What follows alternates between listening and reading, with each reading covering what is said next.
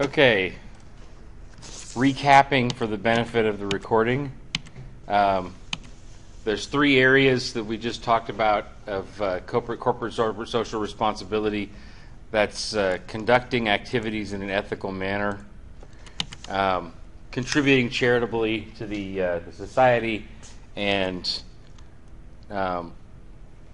ensuring that the impact of the organization's activities long term is sustainable with both the environment and with the society and the economy.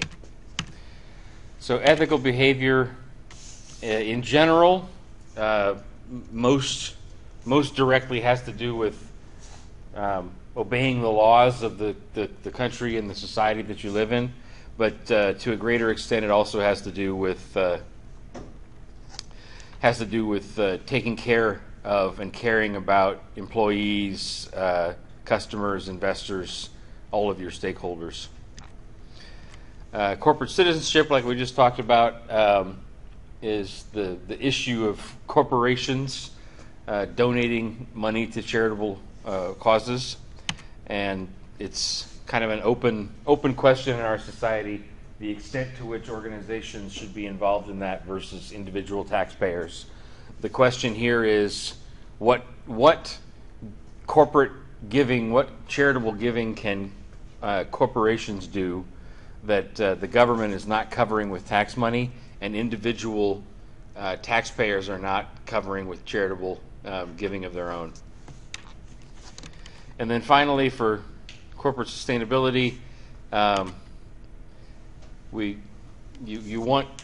you want the corporation's activities to be sustainable both for the natural environment, so that it's not draining resources unsustainably from the natural environment, but also you want to make sure that the company's activities have a sustainable impact on the society and the economy, and aren't engaged in things like excessive consumerism or overextended lending practices.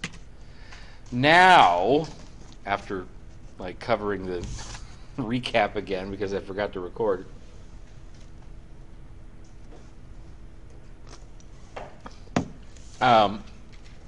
this is an expanded version of what I just talked about.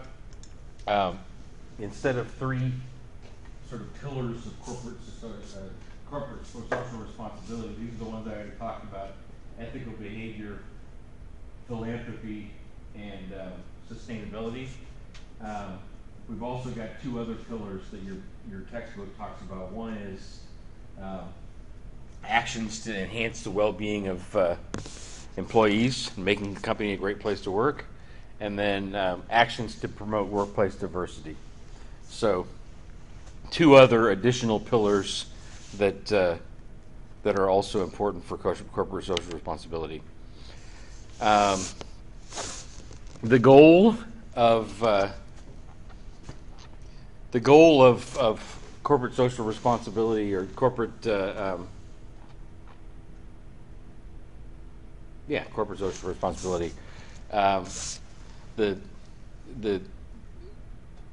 goal is to have what's called a triple bottom line, and that's doing well not just in not just in producing profits, but in producing social goods for people and producing environmental good for the planet. So, if the corporation is achieving positive results in all three of those areas, that's the triple bottom line that you're looking for in corporate responsibility. There's a few areas, or there's a couple of lists here that I want to talk about of what the costs are of not being responsible as a corporation. There's visible internal administrative costs, and then intangible costs as well. Visible costs include fines and penalties. Most simply, for if you break the law or if you break the law or otherwise don't abide by the customs of the society, there's various fines and penalties that come along with that. There's also civil penalties from class action lawsuits and other litigation aimed at punishing the company for offenses or harm done to others. And that usually impacts your stock price as well. So it's going to have a negative impact for shareholders because the price of their stock is going to go down because of the bad reputation or bad association with the company name that comes from that bad ethical behavior. In addition to that, there's internal administrative costs,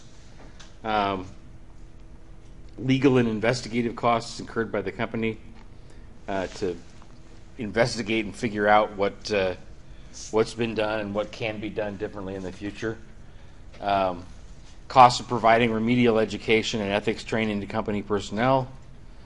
The cost of taking corrective actions, so that's both a dollar cost as well as the effort and time cost to correct things in the organization that are not responsible socially. And then finally, administrative costs associated with ensuring future compliance. So on Tuesday, we talked about Sarbanes-Oxley and the Dodd-Frank, two pieces of legislation that require a lot of reporting by public or companies, and all of that legislation and the need for reporting came out of the fact that lots of corporations behaved badly and took advantage of investors and took advantage of the public in general. So there's an administrative cost that comes with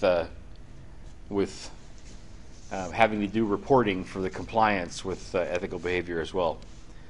And then finally, intangible or less visible costs. You could lose customers. You lose your reputation to a certain extent. Lose employee morale, and you could have higher levels of employee cynicism. So you're going to have less motivated employees if you don't behave in a socially responsible manner. Higher employee turnover, so people are going to be less likely to want to work for you. Higher recruiting costs and difficulty attracting talented employees. So not only are you losing people that leave the company, but you have a hard time recruiting new people to come and work for the company. Adverse effects on employee productivity. So if employees are cynical, if they're not very motivated, then they're not going to be very productive. And then finally, the costs of complying with harsher government regulations. That runs a gamut of a lot of different things that may not directly impact the organization, but make the general business environment more challenging to deal with. Finally, the positive case for why it's a good idea to be environmentally sustainable and socially responsible as a business.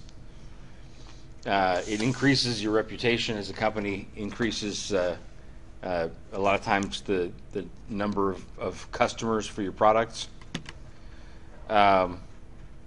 It reduces the risk of reputation damaging incidents.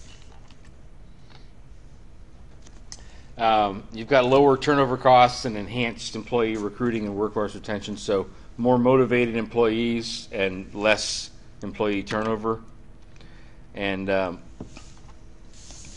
you've got actually revenue enhancement opportunities because of the support of CSR, corporate social responsibility, and sustainability. So that's the positive case for why it's a good idea to be socially responsible as an organization. And then finally, corporate social responsibility and sustainability best serve the long-term interests of your shareholders. So it's going to generate a higher stock price. It's going to generate a better planet. It's generally a benefit for shareholders, both financially and non-financially.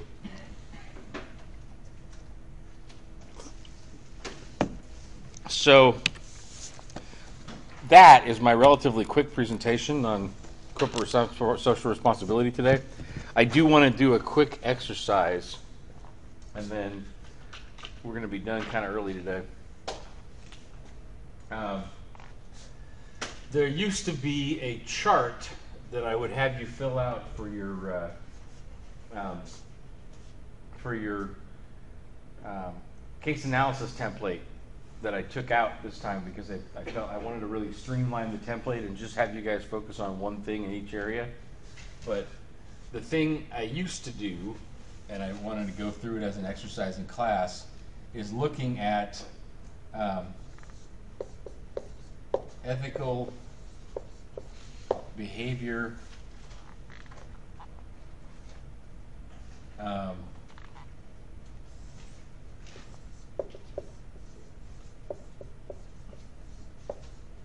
philanthropy, and sustainability.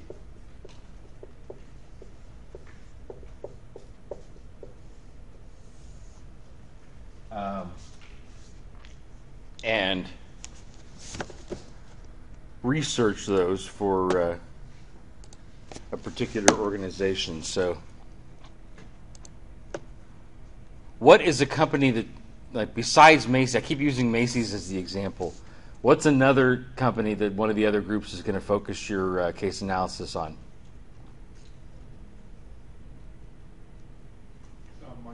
Microsoft, okay.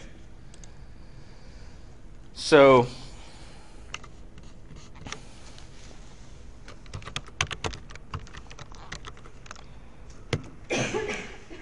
pretty simply, the exercise that I like to have you guys able to do is just to go to Google and be able to find lawsuits that have been filed against Microsoft.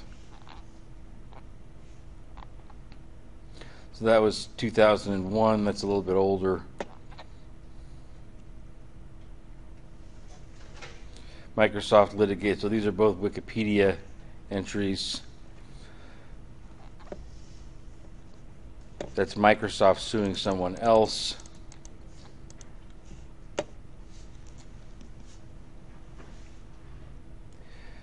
New class action lawsuit. So that's something interesting.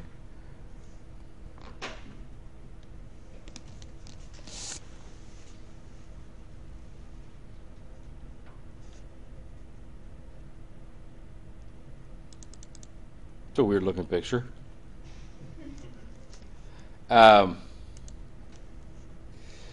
So Illinois residents are suing Microsoft over its Windows 10 upgrade program. They say that the company's invasive upgrade practices have cost them time, money, and substantial inconvenience by forcing them to deal with various unhelpful Microsoft tech support options, upgrades that were installed without the user understanding that they had an option to avoid it, and in some cases, loss of data or hardware functionality resulting from compatibility issues that when Microsoft's Windows 10 upgrade wizard failed to detect. So basically, there's a class action lawsuit in Illinois right now with people. Oh, I'm not going to copy and paste. I'm going to write it up here. I forgot. Not going to do me any good to copy here and try and paste on that board. So, in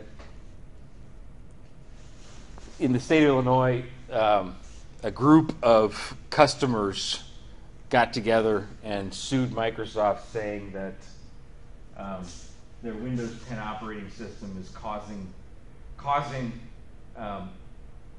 too many problems with upgrades and changes in software and bugs and so forth. So it used to be in this exercise, I would want you guys to copy and paste into the template and then cite where you got the information. So if we sort of make a facsimile of that on the board here.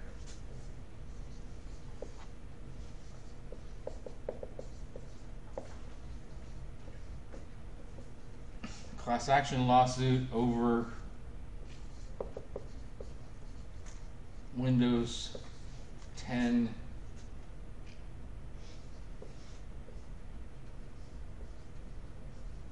upgrade problems in Illinois. And we'd put a little footnote here. Number one,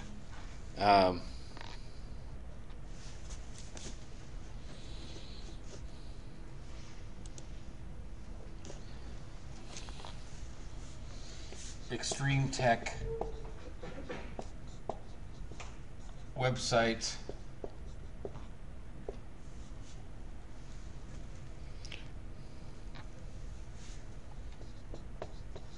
Joel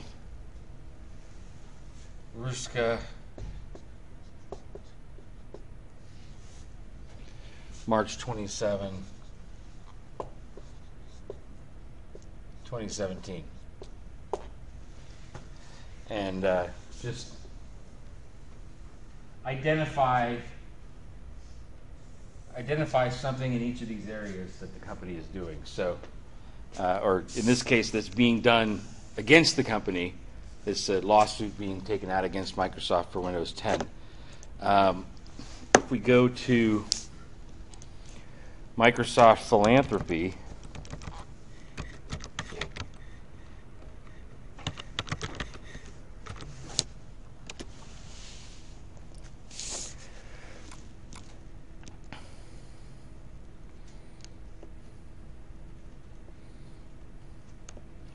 so this looks like a whole page on the Microsoft website just talking about the various causes that Microsoft donates to.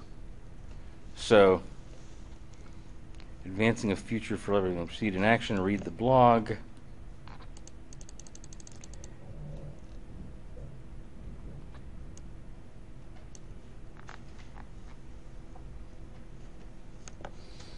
So these are various examples of projects that Microsoft is working on to donate to the community or to help the society. So if we look at empowering people, digital skills,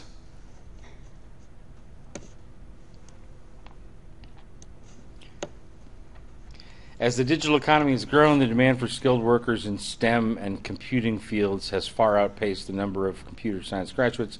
Our goal is to ensure all young people are future ready and have access to the digital skills that employers seek, from basic digital literacy to computer science. So an example of this would be Microsoft is donating money to initiatives which raise level of STEM education in society. And a little footnote: Microsoft website, corporate philanthropy section. So finding out something that Microsoft is doing with donating to charitable causes as well. And then finally,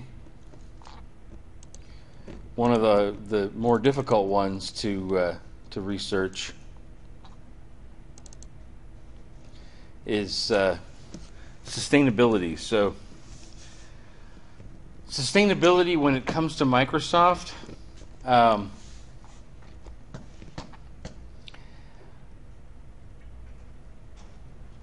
I would be particular, like Microsoft uses it the operating systems that Microsoft generates or produces are operating on, you know, this machine here, my laptop, like all of these computers where the Windows operating system is operating are plugged into the wall, drawing power. That power is created usually by burning fossil fuels in large energy generating stations. So the more power usage there is in the society, the more pollution there is on the planet. So the biggest issue for researching Microsoft sustainability, I would say, is energy savings. Energy efficiency. Microsoft energy efficiency. Oh, look. Save energy. There's a whole page on the Microsoft website about saving energy.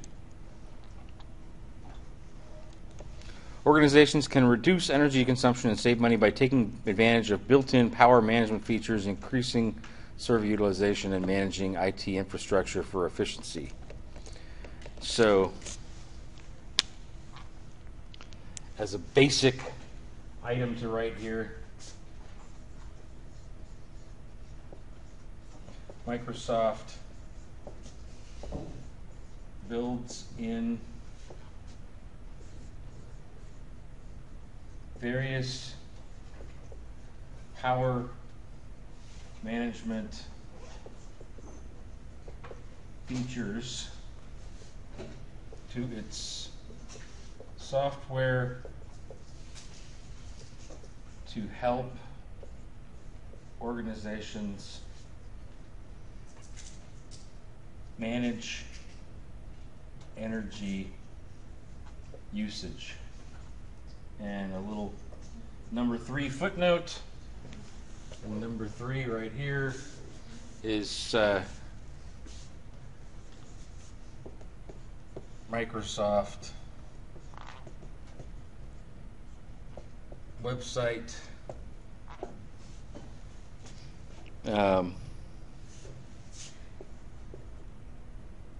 Energy saving page. So that is the exercise that I used to want you guys to be able to do. Is I still want you to be able to do it. It's just not in your template anymore for your assignment. I want you to feel comfortable in using Google to search for information on what any particular company is doing with respect to lawsuits that are being brought against the company. So be able to go out and find out about lawsuits that are being brought against the company that you're researching. Be able to say what charitable causes that the company is donating towards, and be able to find out something about what they're doing to impact sustainability, whether it's the environment, the society, or the economy. So those 3 things are pretty much the exercise I wanted to go through. I don't have a whole lot on corporate responsibility today, so do you guys have any questions about what I've covered? Yes.